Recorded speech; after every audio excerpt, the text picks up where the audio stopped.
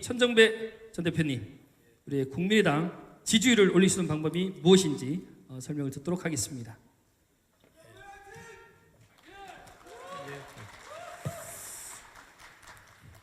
예, 이제 거의 넉 달째 광장을 가득 메운 국민들, 촛불 시민들, 5천만 국민들은 간절하게 바라고 있습니다. 대한민국이 깨끗하고 정의로운 세상이 됐으면 좋겠다. 대한민국이 기득권자들이나 일부 사람들이 아니라 누구나 인간답게 살 수 있는 그런 세상이 됐으면 좋겠다 하는 것입니다. 저는 우리 국민의당이 그런 대한민국을 만들 확고한 의지를 가지고 있고 또 그것을 만들어낼 수 있는 실제적인 능력을 가지고 있다. 이것을 증명해 보이면 저는 자동적으로 지지율도 오르고 대선 승리할 수 있다고 생각합니다. 세 가지를 해야 합니다.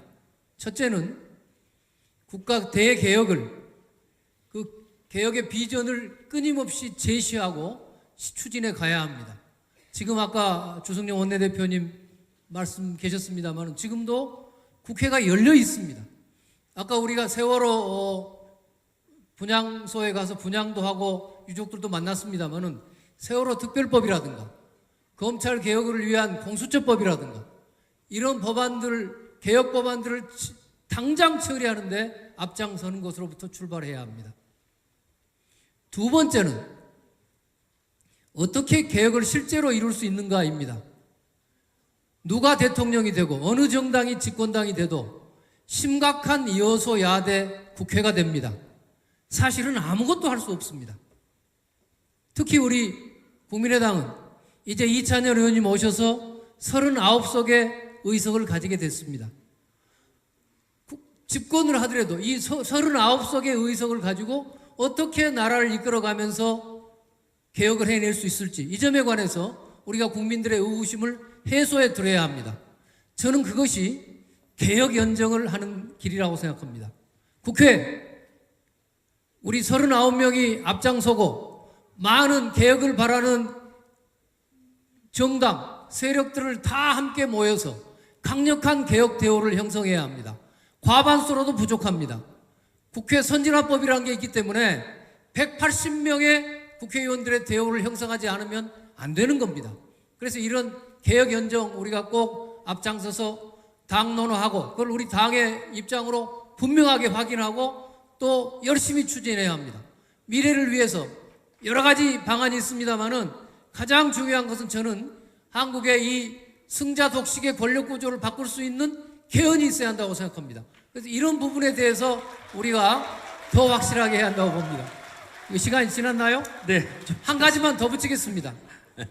또 하나는 제가 광주의 국회의원입니다. 호남은 대한민국의 민주주의와 개혁의 맨 앞장서온 지역이고 지금도 그렇습니다. 더구나 우리 국민의당을 있게 해준 국민의당의 텃밭 중에 텃밭입니다. 이 호남의 열정을 우리가 다시 불러일으켜야 합니다. 그러기 위해서는 확실한 개혁도 있어야 되지만 동시에 그동안 낙후된 호남, 소외된 호남을 다시 희망을 줄 수 있는 국가 균형 발전, 내 비전, 지역 차별 없는 세상을 향한 비전과 정책, 이것도 우리가 더 확실히 만들어서 제시해야 될 것입니다. 감사합니다. 네, 잘 들었습니다. 천정배 전 대표님께서는 전 법무부 장관 출신이신 걸로 알고 있습니다. 혹시 대통령이 되신다면 검찰 개혁을 하실 수 있는지 또 하신다면 어떻게 하실지 궁금합니다. 예, 검찰 개혁이 왜 중요한지들 다 아시죠? 예, 그 대한민국을 깨끗하고 정의롭게 만들려면 가장 핵심적으로 해야 될 게 검찰 개혁입니다. 그런데 가장 어려운 개혁이기도 합니다. 솔직히 말해서 김대중 대통령, 노무현 대통령도 검찰 개혁에 관한 한 엄두도 내지 못했습니다. 사실은 저로서는 매우 불만이었습니다. 검찰 개혁 제대로 하려면은 우선 자신부터 아무런 약점이 없어야 합니다. 약점 갖고 있으면 절대 안 되죠. 또 그 개혁을 해낼 수 있는 확실한 소신, 용기, 배짱, 기득권과 맞짱 뜰 수 있는 그런 배짱과 용기를 가져야 합니다.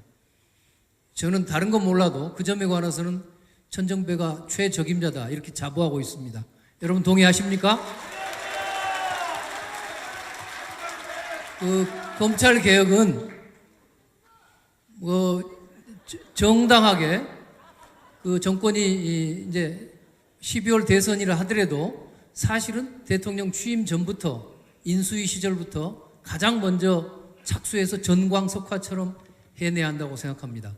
그러나 이제 조기 대선이 되면은 그럴 것도 없이 당선된 순간부터 대통령이 돼버리겠죠. 그래서 처음부터 국민들의 압도적인 지지를 받아가면서 전광석화처럼 해야 합니다. 방안은 많이 나와 있습니다. 두 가지죠. 하나는 대한민국 검찰이 전 세계에서 가장 막강한 권력을 독점하고 있습니다. 기소권, 수사권 다 가지고 있죠. 수사지휘권 다 갖고 있습니다. 제가 법무부 장관을 할 때 그 법무부의 그 똑똑한 검사들한테 보고받은 바로는 미국은 각각 독립된 수사기관이 2만 개가 넘는다고 합니다. 이렇게 그 힘센 기관일수록 서로 이렇게 권력을 분산해서 서로 견제하고 균형을 맞출 수 있도록 해야 합니다. 그래서 반드시 이 검찰권의 분산이 필요하죠. 아까 말씀드렸지만 공수처법, 고위공직자 비리 수사처 만드는 거 반드시 만들어야 합니다. 또 수사권과 기소권 분리해야 합니다. 그래서 경찰의 수사권도 독립해 줘야 되고, 저는 특별히 한국형 FBI, 미국의 그 연방수사국 있지 않습니까? 이런 걸 만들어서 차차 수사는 그걸 중심으로 가도록 해야 한다고 생각합니다. 나머지 한 가지 과제는 검찰이 대통령이나 정치 권력으로부터 독립되게 중립성을 지키게 만들어야 되죠. 매우 중요한 문제입니다. 검찰 인사권을 독립시키는 게 중요합니다.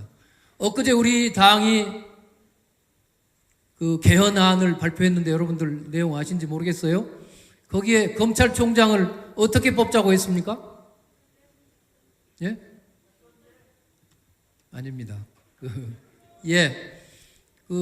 법률을 만들어서 검찰총장 추천위원회를 만들어서 거기서 추천받은 사람을 국회에 3분의 2 이상의 그 찬성으로 동의를 해서 대통령이 임명하도록 했습니다. 그래서 어떤 특정 한 정파에 이 종속되지 않도록 그렇게 하자는 안이 우리 당의 개헌안에 포함되어 있습니다. 또 검찰총장 직선하자는 그런 그 국민들의 요구도 있죠. 그래서 그런 것들을 포함해서 검찰 인사를 정권으로부터 완전히 독립시킬 수 있는 방안을 추진하도록 하겠습니다. 그것이 검찰개혁의 방안입니다. 감사합니다. 네, 잘 들었습니다.